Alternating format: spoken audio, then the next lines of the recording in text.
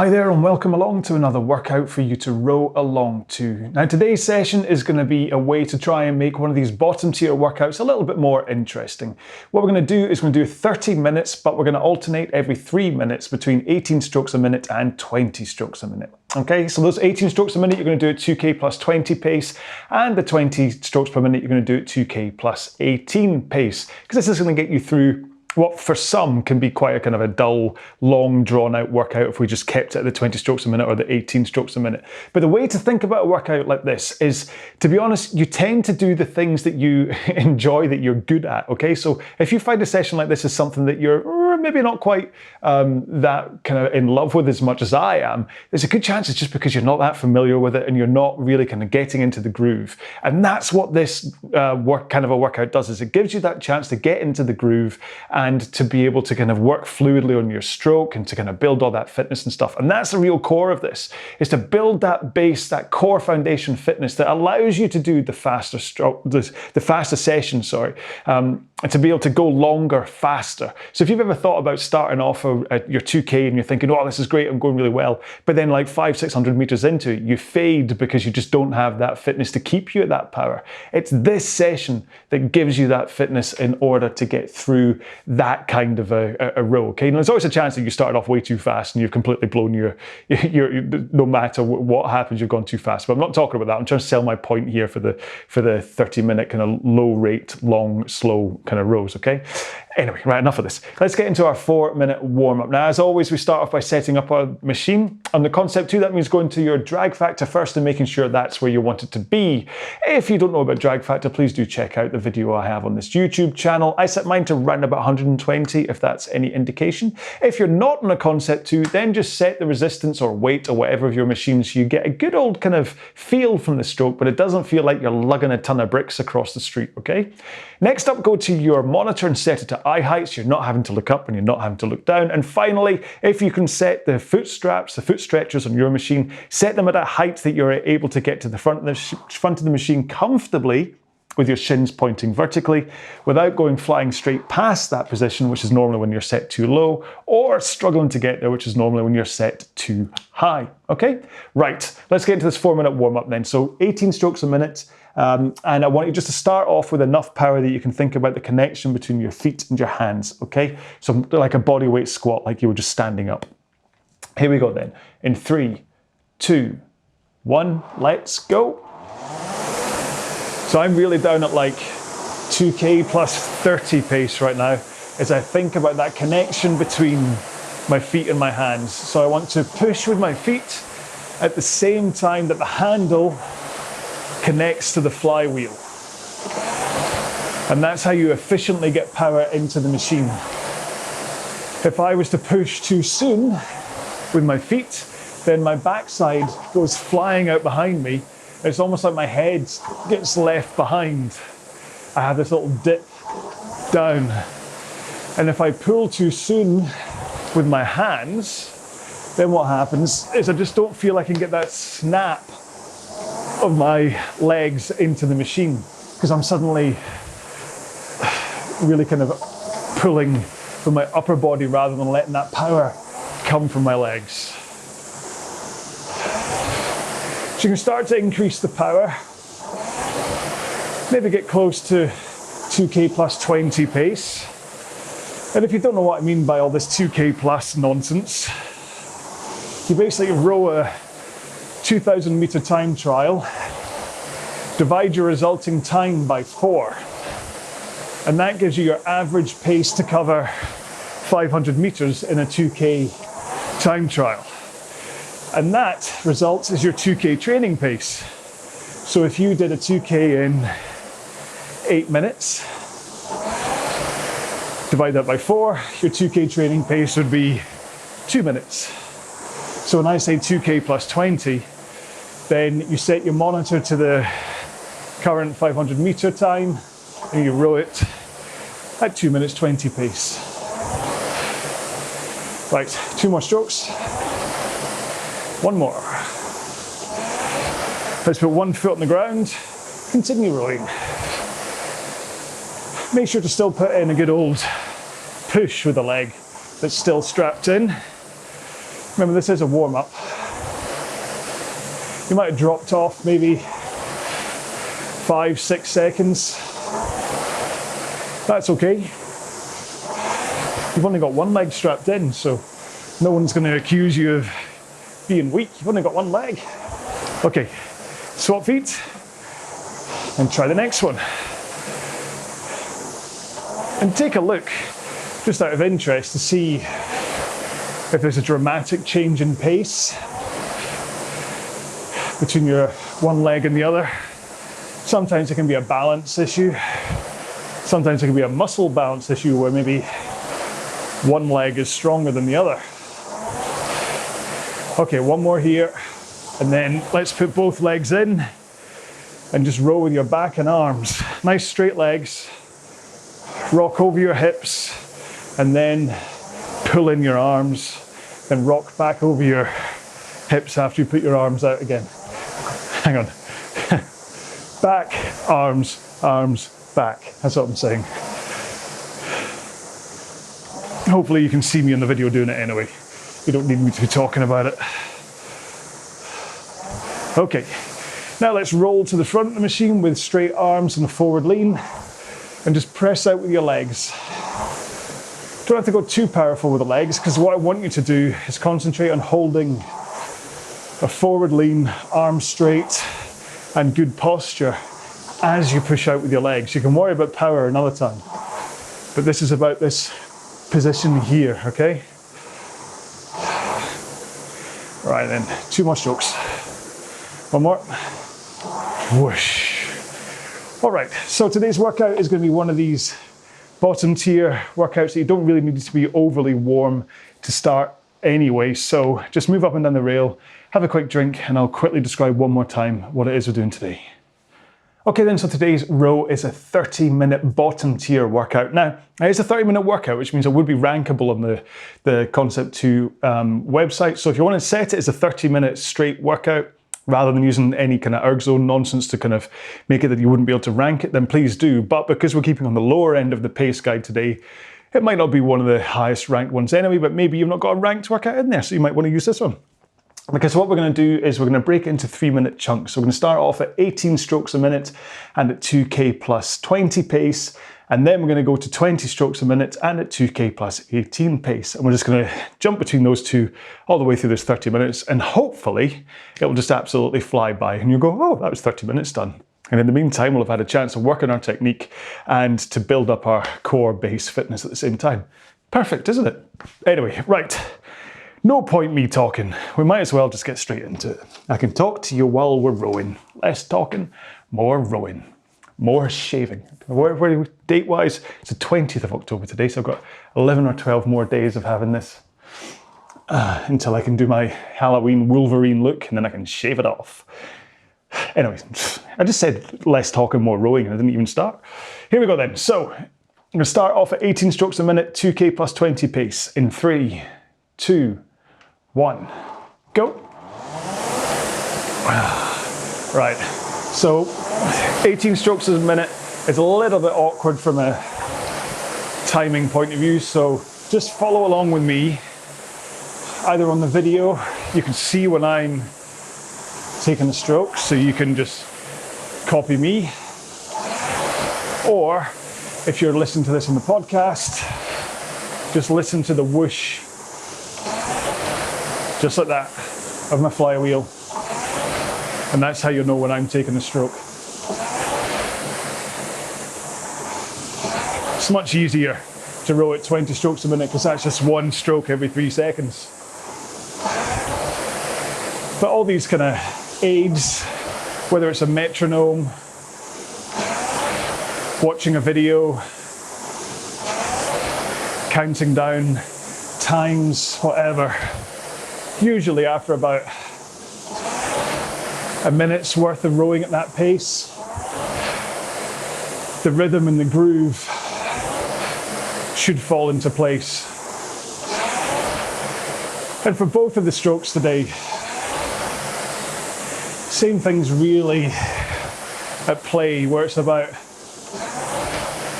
a good, powerful drive and then a nice slowed down recovery in a 2-to-1 ratio where your drive is twice as fast as your recovery. And that's the key really for this rhythm and flow thing that I'm always on about, is that you still attack a good powerful drive, and then you use these low rate sessions to give you the time to work on your recovery. Because you know, quite a lot of the time, people focus on the drive phase of their stroke, where actually it's the recovery that they could really do a working on in order to set up that drive phase better, or speak better. That was a bad sentence. Okay, 3 strokes. Then we're going to go up to 20 strokes a minute. One more. Okay, here we go. So just a tiny bit more of a push from your legs, and that will give you a slightly faster drive phase of the stroke. And then you want just a tiny little bit faster recovery side, and that should get you up to 20 strokes a minute. But like, we're already coming up for 4 minutes gone in this workout. It really is a fantastic mental trick, taking sessions and breaking them up into small parts, especially if something changes through those smaller parts. I mean, you can break a long, so like an hour-long workout. You could just look at that as a series of 5-minute intervals, but if you don't do anything to change, every time you go into a new interval, it ends up just feeling like it's still a long row. Whereas because we're changing stroke rate every 3 minutes today, this should fly by.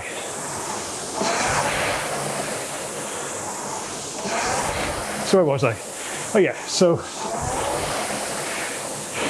the important part of the stroke is obviously here as you drive, okay? You want to make sure your body is in the right position so that when you push your legs into the machine to get the power in there, the power gets in there. Or you're not leaking power or fighting that power due to poor posture or poor technique. But rather than thinking about what you're like here, right at the front, get yourself set up into it through the recovery. And look at this. It's another 3 minutes gone. One more stroke. And let's go back down to 18s. So just slow things down a bit. Ease off the pace by a couple of seconds. Get back down to 2K plus 20 pace. And really, this should be a good low heart rate workout for you. Shouldn't ever get to a point where you're going to feel pushed. You should feel by the end of it that you could do more, you could do another session. But the point is that a session like this prepares you for either a tough session the next day, or it's a regenerative row after a tough session the day before, or in the way we're using it for the 10K plan as week 8, session 2. It's part of the taper week where you continue to move, you continue to put in some time and cover some meters, but as you're preparing for an actual 10K row, you want to make sure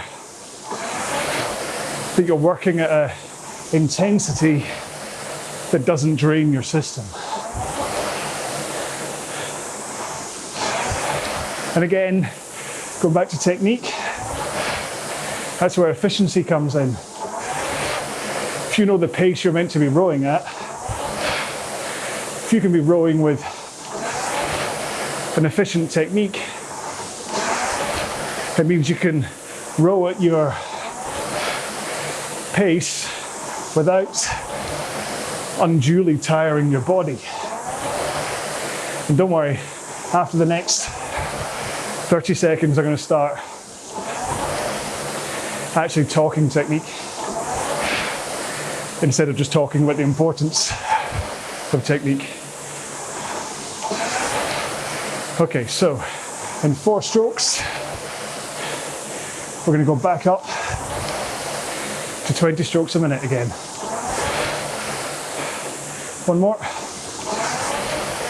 Here we go. Right. So, the position you want to be in at the front of the machine as you start the stroke is, like I said in the warm-up, forward lean, arms straight, and that lean is coming from a tilt over the hips rather than just crumpling in at the front. So you want a good posture too, up on your sit bones. But you'll notice that as I just said, up on your sit bones,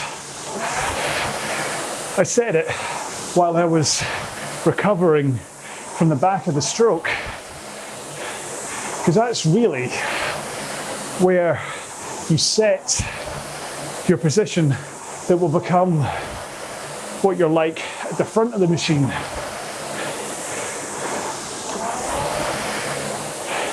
Because what you want to do is, after you've pulled in the handle, you release it so that your arms are nice and straight, and as your arms go out, that's when your back tilts over your hips, and you set that position of your sit bones. So your posture is all in place by here.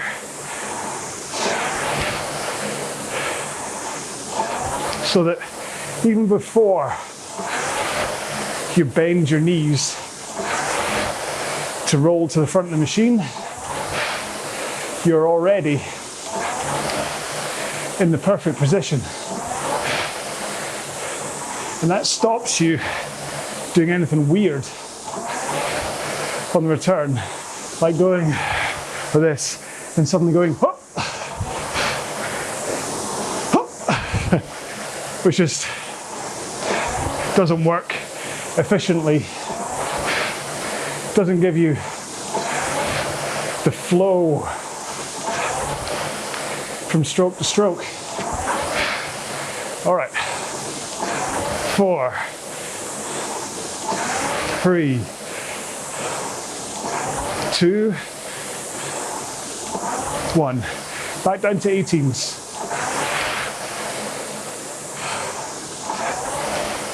And that flow is the key to rowing at these low rates,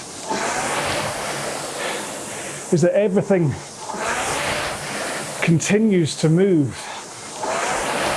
So you drive out from the front, and as you finish, you instantly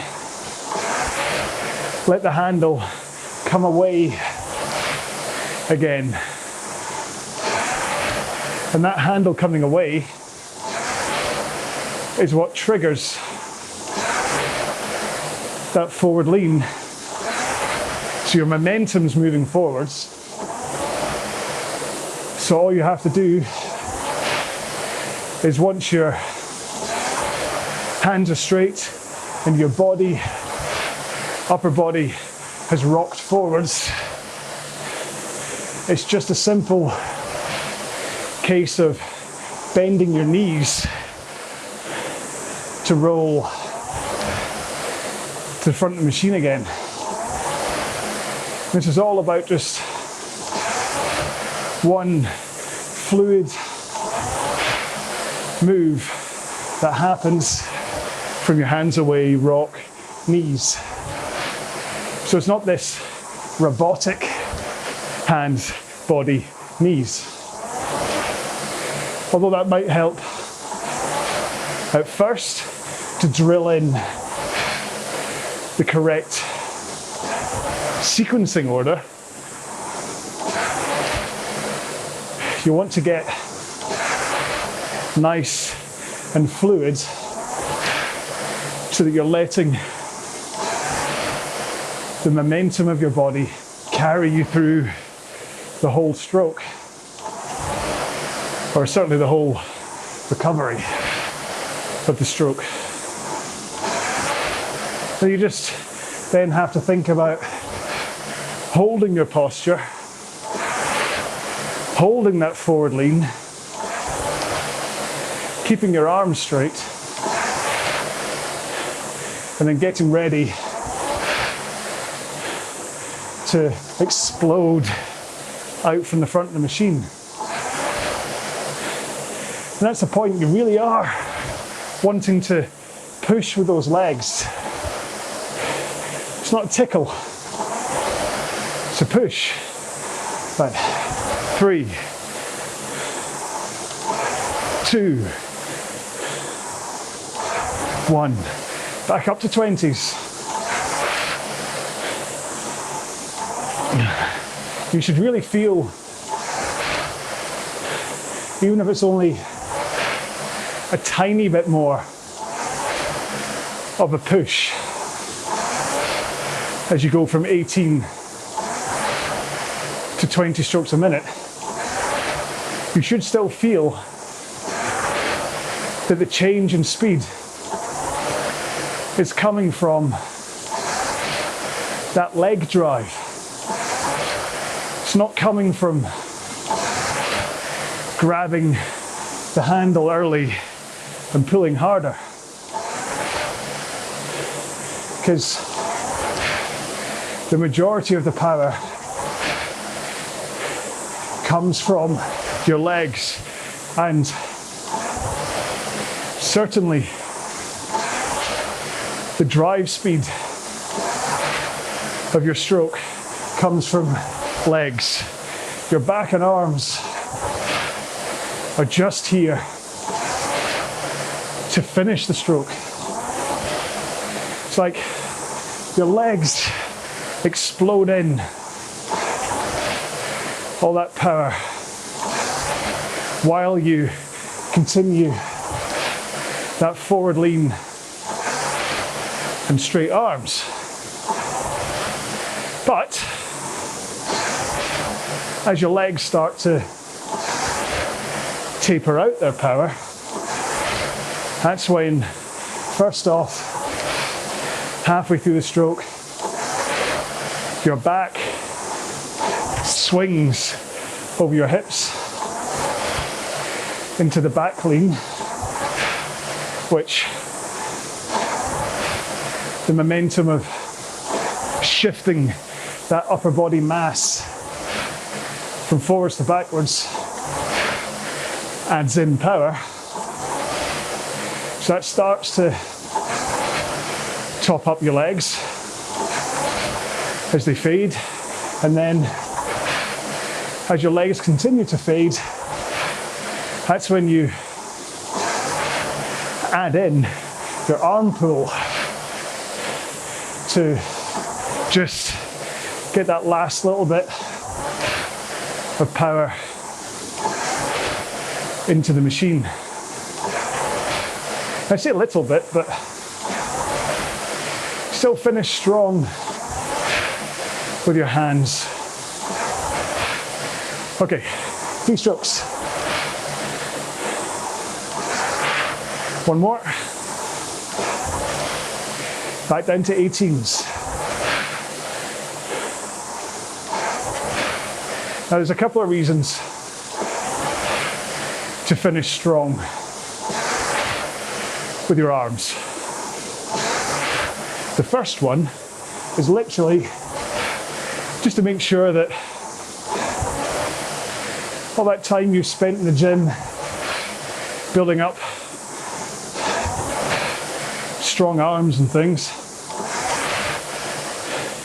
use them to finally squeeze power into the machine. But use them at the back. Keep them straight. Straight pull. Straight pull. Okay? And that way, you don't end up fighting the power from your legs with your biceps, which is what happens if you grab early. Suddenly you're taking all that force from your legs through your arms instead, or just not able to get that force from your legs properly because your posture's collapsed and you don't have a good posterior chain. So that gives more power, but also if you can finish strong, elbows through your sides, wrists flat, so maybe a slight flare out of your elbows in order to keep your wrists flat. But you think about the strong finish, squeezing your shoulder blades together. What happens is the muscles and tendons in your arms and back want to bounce your arms forwards again, even if only by a few inches. That bounce is the momentum that you use to carry your arms forwards again. Alrighty then, 3 strokes. 2, 1 more, 1. Back up to 20s. Whew. Hopefully, what I promised at the start of today's intro about today's session flying by is happening for you. I'm certainly quite surprised that we've been rowing for over 21 minutes so far. And it is just a great mental trick. And as much as I love just doing a straight 30 minutes at 20 strokes a minute, that half hour can sometimes feel like 45 minutes. Whereas I'd say today's half hour will feel like 15 minutes because of breaking it down into these little bite-sized chunks. But that's just brain trickery. What it doesn't get rid of is the value of a session like this. Both between giving you that chance to work on your technique, but really building your fitness, filling up your bowl of energy, making it bigger so you can last for longer. And it does make a difference rowing longer pieces, even if your goal is only something like a 1K or 2K row. Who is that? David Jeffrey just messaged me. I wonder what he wanted. But even if you are training for sprint rows, it's sessions like this that lets you hold that sprint pace for the whole distance. 3, 2, 1. Back down to 18s for the last time.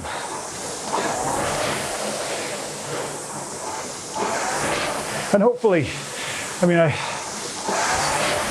obviously I've not really glossed over technique today, but I'm really hoping you've spent this row to really think about the fluidity of the stroke, that you're never stopping at any point, that everything should move from phase to phase, and you should try and think about making sure your body position is correct. And really, as far as body position is concerned, you only have to be concerned, say concerned twice there, just go in and edit that out.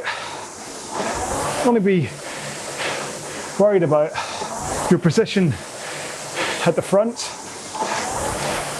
as you take the drive. So forward lean, arms straight, tilted over your hips, up on your sit bones, sliding only forward enough for your shins to be vertical. And then hold that forward lean, straight arms as you push into the drive. And then your body will naturally want to finish backwards. So it's up to you to hold that forward lean just a little bit longer than you naturally would, and then pull in the handle. But make sure and finish with a good, powerful core ready to rock back over your hips to get those arms out, forward lean, as you slide forwards again. That's really all you have to worry about. But there are triggers, or at least pointers, that things might be slipping. 2, 1. Alrighty, last 20s. Here we go. Speed up by 2 seconds and by 2 strokes per minute. Now, if you feel or hear the seat slide away before your hands connect the handle to the flywheel, that's the first sign that maybe you are over-leaning into the front of the machine. If you find that you are staring at the ceiling as you row, like this, then that likely means your posture at the front isn't good and you're leaning back too quick, like before your legs connect. If you come off with really sore biceps, chances are you're grabbing too early. Grab! And that's why we're doing this. Great upper body strength, but how about using that at the back of the stroke? Let your legs start the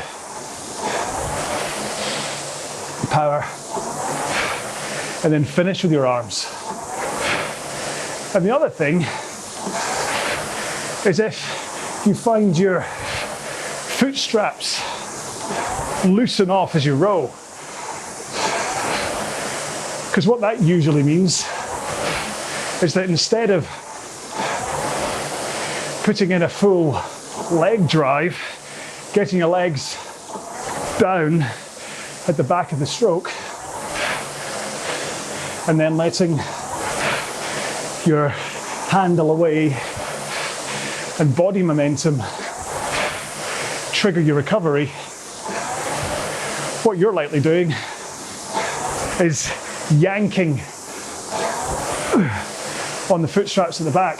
And that is why people can't get comfortable rowing at low rates, to be honest. Row with my fluid suggestion. And it's much easier, trust me. 2 more strokes. Totally lost pace because of that demonstration. But it is one of the most common and most destructive things for your stroke, is coming back, then either stopping early by yanking on the straps, or coming back and just tugging yourself forwards with the straps. Because the difference between finishing rock out forwards in terms of posture, rock, posture, this is me ready to roll, or yank on the foot straps, suddenly I'm leaning backwards, my knees are already bending, all the force of this lean is going through my lower back, and somehow I have to get from this position to that position. So, got to get from here, somehow roll forwards, and then lean forwards at the same time. And not only is that likely to injure your lower back from all the force through there, it's going to tire you out really quick, okay? Because not only are you using these muscles, I mean, I can see that that muscle there is like jutting out because I'm pulling on the straps. I'm like, hey man, I've got strong shin muscles. Nobody ever said that. So yeah, so whereas if I just go, come forwards, can't see a sign of those shin muscles at all. So from an efficiency point of view, you're just using muscle power that you don't need to. And then that point here, as you're launching yourself forwards, uses so many core muscles you don't need to. Anyway, sorry, I've ranted. Let's get into a 2-minute cool down. There's 18 strokes a minute in 3, 2, 1, go. So you're cooling down, so just start, or if you want to start at 2K plus 20 again and just ease off, you can. I'm going to be rowing at 2K plus 30, give myself a chance to glide into neutral. So I know today's was a bit of a rant, and probably a rant that's worth putting into a video of its own rather than tagging it on the end here, but it's like I was saying to someone in a YouTube comment earlier today, is that sometimes I get so carried away with talking about technique stuff that either I'll miss an important part or I'll have a huge rant about, I don't know, Ghostbusters or something at the end. Which, the reason I said that is I just watched the latest trailer for the Ghostbusters Afterlife film, and man, I hope it's going to be good. The trailer makes it look incredible, and when the music kicks in, like in a reversion of the theme, I got like chills, big stupid grin on my face and goosebumps, just thinking, oh, and who doesn't love Paul Rudd? I mean,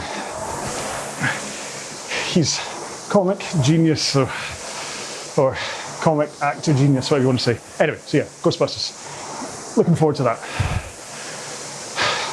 See, I told you I get distracted at one point. So, as you come into the end of this cool down, make sure and take the time while I'm just saying goodbye to you to do some stretching or pack stuff up, or judging on the length of my outro, you can maybe cook a 5-course meal and that's me done. No, actually, truth be told, I have to go back to work, so I can't be that long. Speaking of long, I keep on catching, again, the mirror. It's just, I just hope that when I do shave it and try and look like Wolverine, it goes well, because it's so itchy. Oh, I've forgotten how itchy it was having it. Anyway, talking of forgetting, I've completely forgotten what I said the hashtag was, so whatever it was, please use that in your comments for the end. Can't remember what it was. It's probably something to do with posture and squashing your glutes or whatever, but I can't remember. My short-term memory is as bad as the goldfish. My short-term memory is as bad as the goldfish. Do you know what? The attention span, they've done a measurement. The attention span nowadays of a human is 7.5 seconds. The attention span of a goldfish is 8 seconds. So now, goldfish turn to each other and go, you've got the attention span of a human. Really?